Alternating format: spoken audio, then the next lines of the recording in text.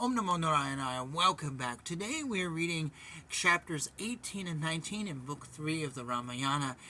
I have to confess, I read all but one line of chapter 18, and then my camera stopped. It was out of space. So, I've already done half of today's video. I just deleted it. We're starting from scratch now. Second half will be new to me. So that's just the small print that I always tell you on this channel if I've read something already, and I have. Literally, I had one line left.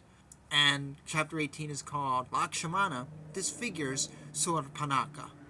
Then Rama told in a clear and lucid manner to Soorpanakha, who was tied up in the throes of passion, "O lady, I was married to this woman, and she is my dear wife, and to people like you becoming a co-wife, it would be painful.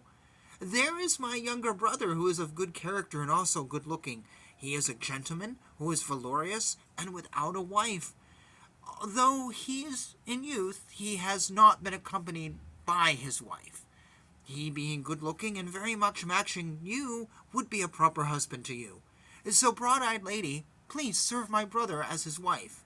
Being without any rival wife, both of you should shine like the sun on Mount Meru." That Rakshasi, who was in the throes of passion, thus egged by Rama like this, left and approached Lakshmana and said, "With a blessed complexion and form, I would be a suitable wife to you. You can have pleasure with me and wander all over Dandaka."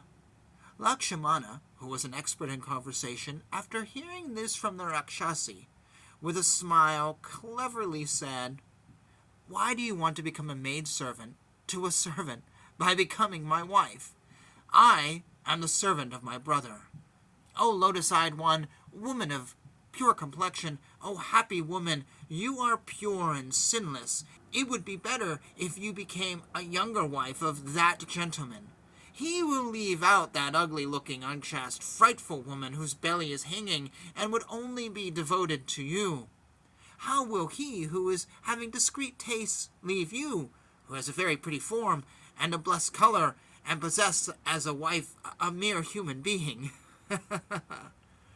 When Lakshmana told her like this, that horrible one with a drooping belly, without understanding that those were meant to tease her, thought them to be true. Then she, who was passionate, approached Rama, who was seated in the hermitage with Sita, and said to him, "You are holding to your wife, who is an ugly, horrible lady with a flat belly, and also an old hag, not properly honoring me.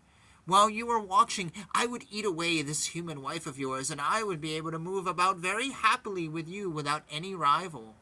Upon saying this, that woman with amber-colored fiery eyes angrily leapt upon Sita like a giant meteor hurling itself on the star Rohini. Rama, who was very strong, reprimanded her and stopped her and said to Lakshmana, "Lakshmana, somehow teasing seems to be inappropriate to do with this cruel woman. Please see that Sita survives. You should deform this cruel, unchaste, and intoxicated Rakshasi with a big belly." Instructed like this, the very strong and angry Lakshmana took the sword which was by the side of Rama, lifted it, and cut off her nose and ears. That dreadful Soorpanakha, with her ears and nose cut off, made an ugly, horrifying noise and ran away by the way she came. That bad-looking, very terrifying Rakshasi, being drenched in blood, thundered like a cloud in the rainy season and made various types of sounds. That dreadful-looking woman with blood dripping from various places held her arms high when she was shouting and entered the great forest. That disfigured one went to Jalasara, where Khara lives, surrounded by many Rakshasas, and fell down before him like a thunderbolt from the sky. "Rama has come to the forest along with his wife and along with Lakshmana, and he has disfigured me," said the Rakshasi, from whom blood was flowing from her head. Thus ends chapter 18. Chapter 19 is called Khara Sends Soldiers to Capture Rama. Seeing his sister falling there disfigured and coated with blood, that Rakshasa named Khara became very angry and inquired, "Get up! Tell me about your delusion and confusion, and tell me clearly about who reduced you to this ugly form." Who would hurt with his fingertip the black innocent snake with fangs full of poison sitting nearby playfully? Who would tie the rope of death on his neck out of ignorance, or who would dare to trouble you and drink the good quality poison? You are bold, strong, do according to your whims and take any form as you like. Who would lead you to this plight that his death is now imminent?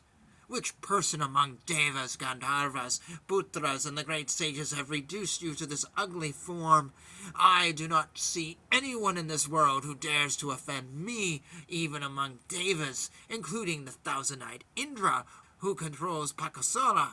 Now I will take away his life from his body with fatal arrows, like the swan taking milk from a mix of milk and water. For when my arrows contact his vital parts, he would be killed, and his foam-like blood will drench this earth. Which flock of birds are going to eat his flesh after biting and pulling it from his body after I kill him in battle? Whether he is a Deva, Gandhara, devil, or Rakshasa, when that helpless man is dragged by me in battle, nobody would be in a position to save him. When you regain your consciousness, you can tell me slowly about that rude man who defeated you in the forest and made advances to you. Hearing these especially angry words from her brother, that Rakshasi spoke these words while shedding tears.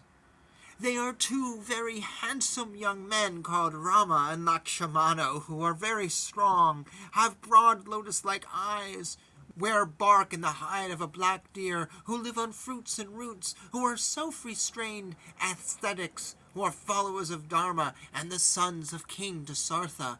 They live like the kings of Gandhavaras and are with auspicious marks, and I am not able to guess whether they are gods or men.